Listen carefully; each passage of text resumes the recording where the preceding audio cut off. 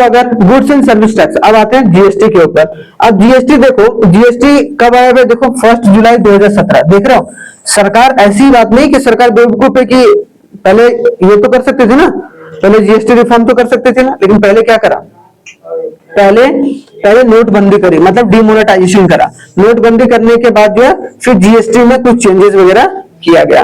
तो अगर देखा जाए जीएसटी का फुल फॉर्म होता है goods and service tax and is a value added tax levied on the goods and service sold for the domestic consumption and it is paid by the consumer.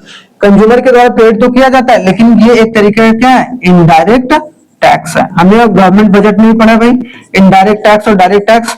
Indirect tax क्या होता है, जो हम company को देते हैं, लेकिन देते हम ही लोग हैं, हम कंपनी को देते हैं, हमने बिस्किट खरीदा, हमने पैसा किसको दिया भाई, कंपनी को, और कंपनी उसका जो टैक्स है वो एक तरीके से किसको पे कर रही है, गवर्नमेंट को। लेकिन इनकम टैक्स जो कि डायरेक्ट हमारे खाते से ही करता है, ठीक है, हमने कुछ पैसा कमाया, ठीक है, इनकम, तो वो जीएसटी तो इनडायरेक्ट टैक्स है। डायरेक्ट टैक्स वैसा टैक्स जो कि हमारे खाते से डायरेक्ट करता है, और वो इनकम टैक्स उसका एग्जांपल है।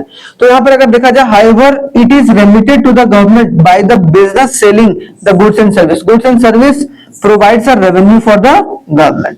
जितना ज्यादा गुड्स एंड सर्विस बिकता है उतना ज्यादा जो है गवर्नमेंट को क्या होता है, फायदा होता है, क्योंकि उतना ज्यादा जीएसटी जो है बिजनेसेस जमा करते हैं कहां पर, सरकार के पास। तो एक तरीके से हर कार्य में, हाँ, मतलब जो महंगी महंगी प्रोडक्ट्स होते हैं उसमें तो टैक्स खूब भर भर के लेते हैं, जैसे अल्कोहल में टैक्स भर भर के, ठीक है, जो नशीली पदार्थ है, सिगरेट है, ये सब सारे जो है उन पर जो भर भर के है, ठीक है। तो अब सोचो ना, जितना ज्यादा गुड्स एंड सर्विस बनेगा या बिकेगा उतना ज्यादा सरकार को रेवेन्यू जनरेट होगा। तो जीएसटी के पीछे रिफॉर्म करने का इसका भी एक बहुत बड़ा कारण था। जीएसटी हैज बीन डिफाइंड कौन से आर्टिकल में किया गया, 366(12)A में, ठीक है। तो ये याद मत रखना, ये याद रखना 366 में जीएसटी के बारे में डिस्कस किया गया। अगर आएगा तो 1 नंबर में आएगा, उससे ज्यादा नहीं आएगा। लेकिन ये डेट जरूर याद रखना कि 1 जुलाई 2017 को जो था वो एक तरीके से इंप्लीमेंट किया गया जीएसटी। जीएसटी को कौन सा अमेंडमेंट किया गया, 101st amendment of Indian constitution. हमारे संविधान में बहुत सारे आर्टिकल है ना, तो उसमें 101 जो है उनको एक तरीके से अमेंड किया गया, और उसको अमेंड करके जो है 2017 में जीएसटी को जो है वो इंट्रोड्यूस किया गया, जिसको ये बोला गया कि ये 1 नेशन 1 टैक्स है, 1 नेशन 1 टैक्स, ठीक है। तो ये याद रखना, इसका मोटो क्या था भाई, 1 नेशन 1 टैक्स। जैसे भी बोला जा रहा है ना, 1 नेशन 1 इलेक्शन, कि भाई एक ही साथ पूरा देश का इलेक्शन हो, खास करके स्टेट और सेंटर का, मतलब पीएम और सीएम का इलेक्शन साथ में हो, या फिर हम लोग दूसरे तरीके से बोले कि एमएलए और एमपी का जो इलेक्शन है वो साथ में हो, ठीक है। तो वो सब तो पढ़ने की बात आपको है नहीं हुई, लेकिन अब ऑब्जेक्टिव क्या था, सेम उसी तरीके डिमोनेटाइजेशन का कुछ ऑब्जेक्टिव था, उद्देश्य था, क्या क्यों किया भाई, सेम उसी तरीके से यहाँ भी देखो objective of GST, to eliminate the classification dispute between the goods and service. पहले क्या था कि भाई बहुत खजर पजर था कि कोई गुड्स पर ज्यादा लग रहा है, कोई गुड्स पर कम लग रहा है, कोई गुड्स पर ये लग रहा है, कोई सर्विस पर ये लग रहा है।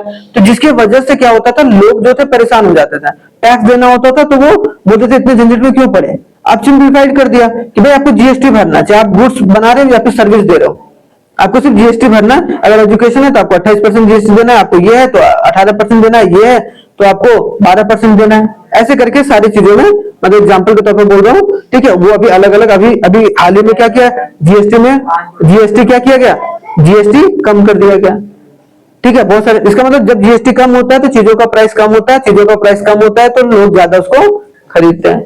तो मेन ऑब्जेक्टिव क्या था कि जो डिस्प्यूट था गुड्स एंड सर्विस के बीच में, वो एक तरीके से खत्म कर दिया गया, और एक जीएसटी नाम ला दिया, गुड्स एंड सर्विस टैक्स, खत्म।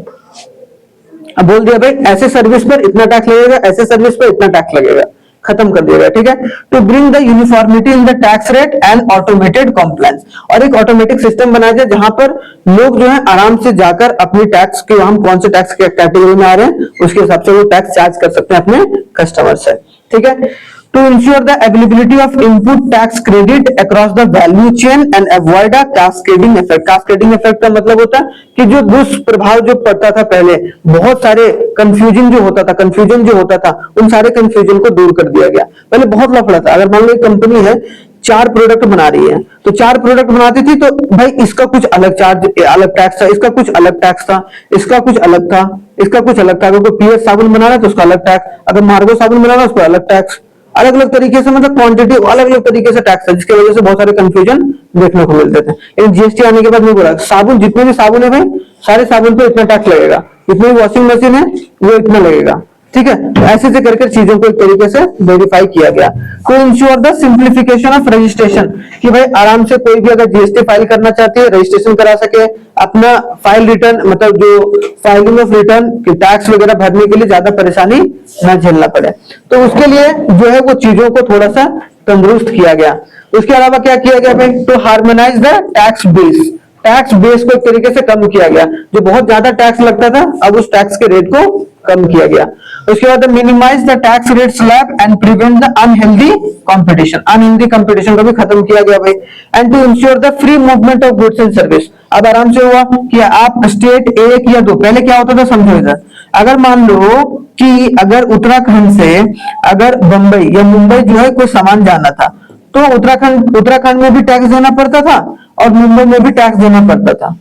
अब क्या हुआ कि उत्तराखंड प्रोड्यूस चाहे कहीं भी हो, अगर वो बिका है मुंबई में, अगर ये सामान मान लो कार बना उत्तराखंड में लेकिन वो कार यहाँ बिका नहीं है, तो टैक्स बिका कहां पर है, यहाँ पर, तो मुंबई में बिका है तो यहाँ जो है वो टैक्स दिया जाएगा एक जगह।